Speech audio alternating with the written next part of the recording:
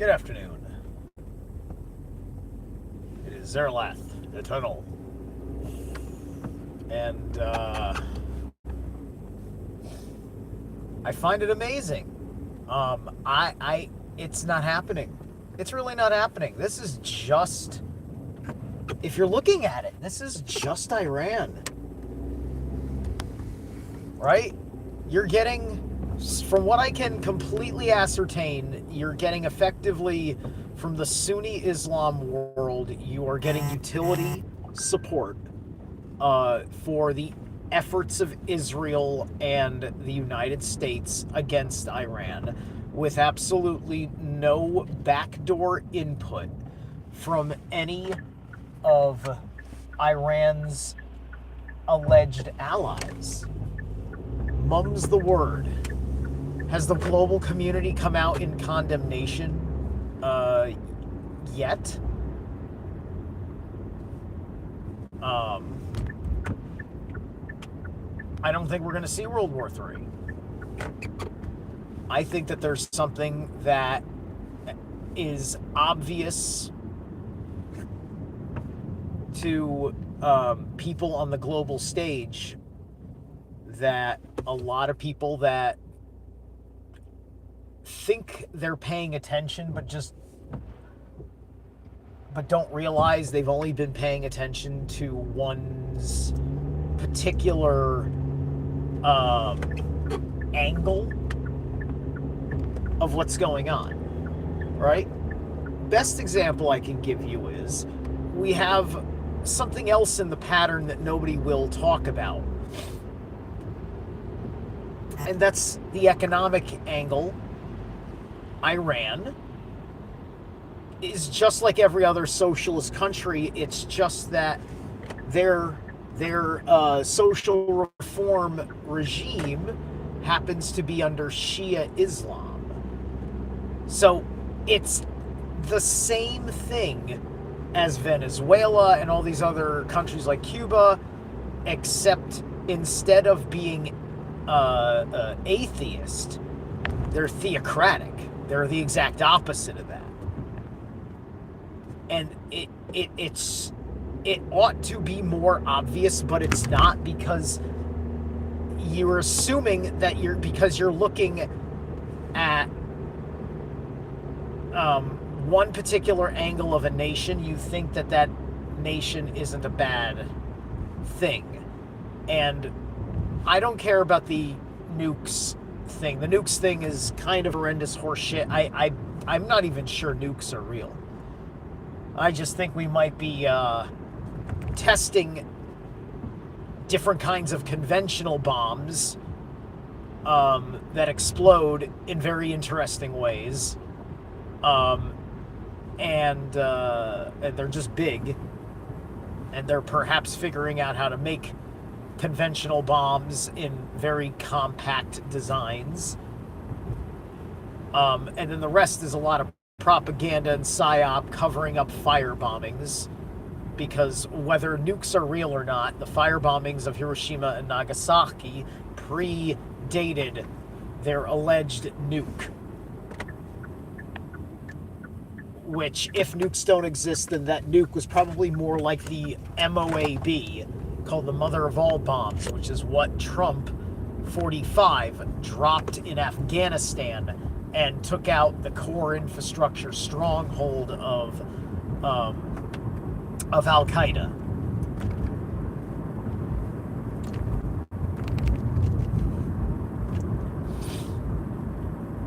And that, or a satellite rod of God,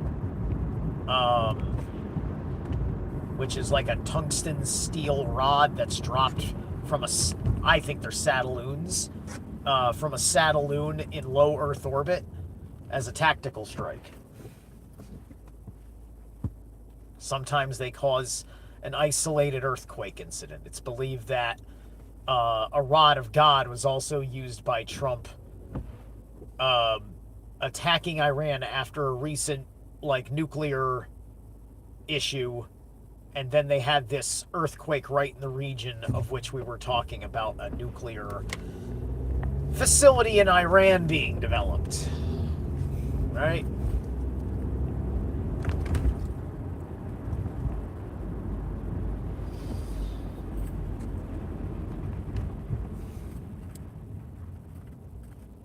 So,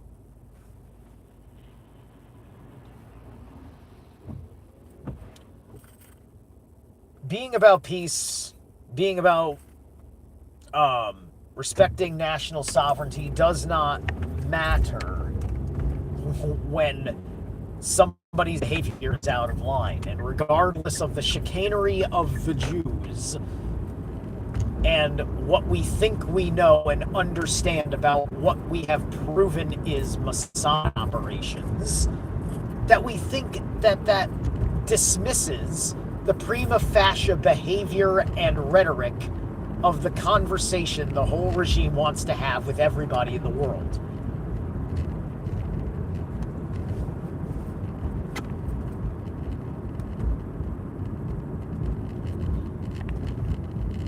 So this is, my point being is that this is just, it's just, Iran is an example of fundamentalist socialists.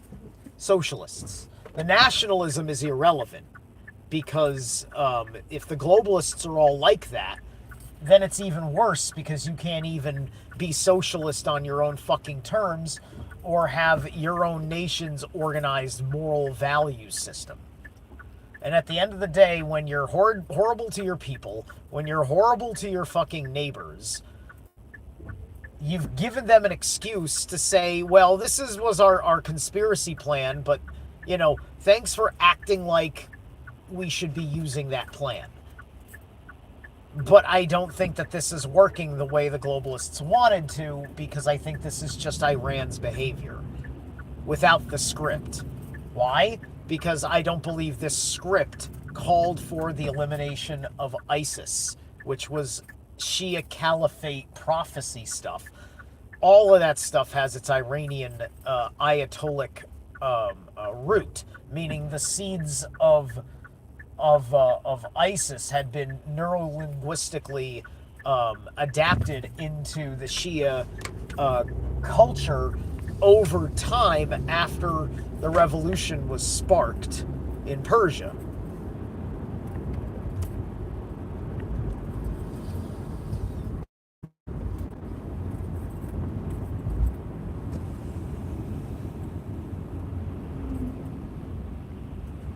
So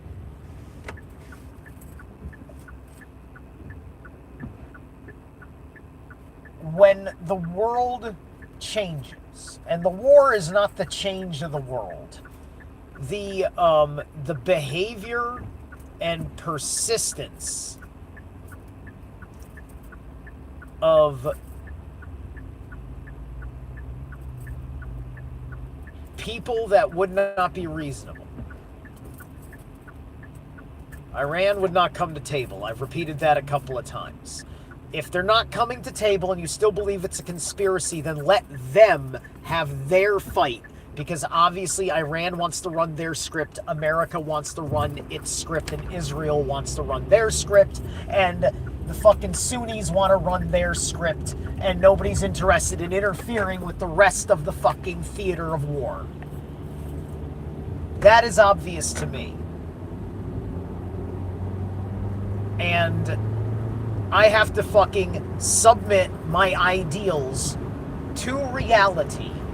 Otherwise, I will just sit there and bitch and complain about all the wrong shit. While meanwhile, the real issue is that you don't like that my conclusion is sympathetically supportive of what is happening. And the world is fucked up in a certain way, and I don't think war is avoidable under circumstances, and so it's happened. All right? We have taken forever to respond to the way we delegate war. And we have not come to a consensus that we restore the normal war powers to Congress because of the police action responsibilities we've taken on extra-nationally through our relationship with the global social economic order, which were meant to have our national sovereignty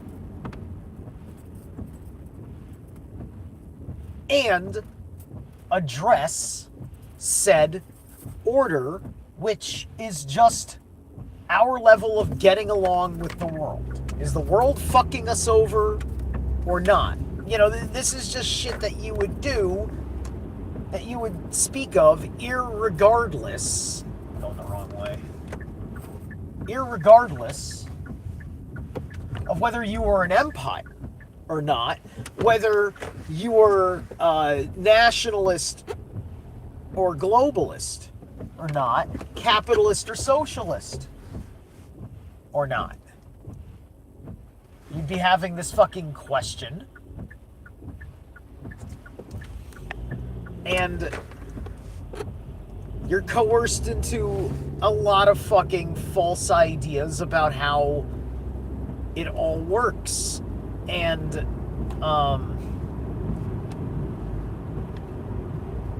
if the state of the people, if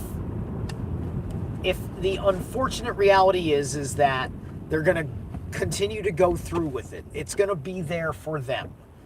You will see where their game is being played and realize that that is an option, and you don't have to be a party to this ideal. You don't have to have anything to do with it. Right? We've got motherfuckers. We live in a world where the draft is under suspension, and the draft still exists, and I believe everybody's forgotten that because they're retarded fools that think that the draft was perhaps repealed. It was not. It's just under suspension for being unpopular. And they're talking about fucking enlisting Barron Trump like they're being clever about it. This is an all-volunteer military we have. All fucking volunteer. Already. That issue, that argument from the 1960s does not fly anymore. This isn't Fortunate Son story. And signing up to go die for your fucking country or for some foreign country of your country's national interests is what these people understand, are signed up to do. They like the idea, being the military people like this. They know that they signed the agreement to follow orders and to go march and die, okay? That's their prerogative in blind trust.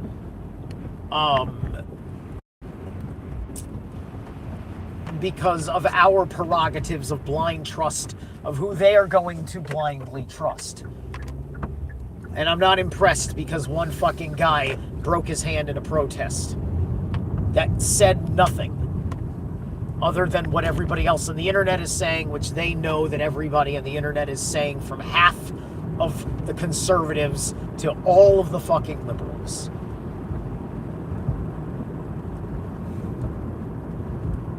But the legislature has already agreed that the President of the United States gets to do this upon pre-approval from various global councils as a police action. So therefore, once again, this isn't a war. This is a police action that Russia is too embarrassed to admit they must agree with. For whatever fucking reasons, the chessboard has changed from the time that we were originally talking like this. And by the way, that script happened when the Soviet Union was a thing.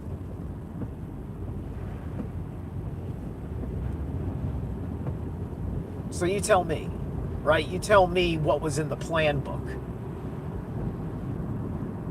Because I guarantee you, although the Soviet Union crashing was a plan, it wasn't the plan. The Soviet Union, we were supposed to have annihilated ourselves by the 80s.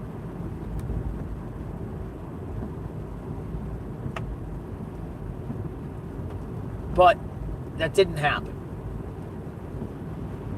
The inferior system collapsed, but they still needed to do something about figuring out, okay, how do we get us to destroy ourselves again? Because this is their ideology. They want a lower population. And they need everybody to believe higher population is such a big deal that if they hear about a mass death somewhere, deep down in their unconscious, subconscious mind, they will be endorsing of it on those grounds. Not on the grounds of who was right and wrong in disputations and who was the aggressor or not, who was of whatever character, right? So that's what I'm doing. I'm judging that. I'm remembering there's a factor that nobody wants to talk about, which is an economic factor, which is my disposition is that Iran only gets away with socialism because it's a large landmassed country. And has a lot of easy trade option abilities. And its strategic importance. Venezuela was a little less strategically useful in that respect.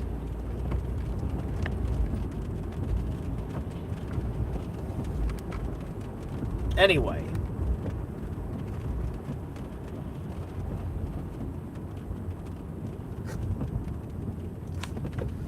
Right. We made ourselves world police. Well, they coerced us into the best option that had to be done was for America to be a world police. America became the world police because the British Empire fell because they couldn't afford the cost of their end of World War II. Right before America entered the war. I'm about to enter a dead zone, so I can't get it. Look up Lend-Lease. Look up the Lend-Lease agreement of World War II and ask yourself how America got itself in this position. I'll catch you guys later.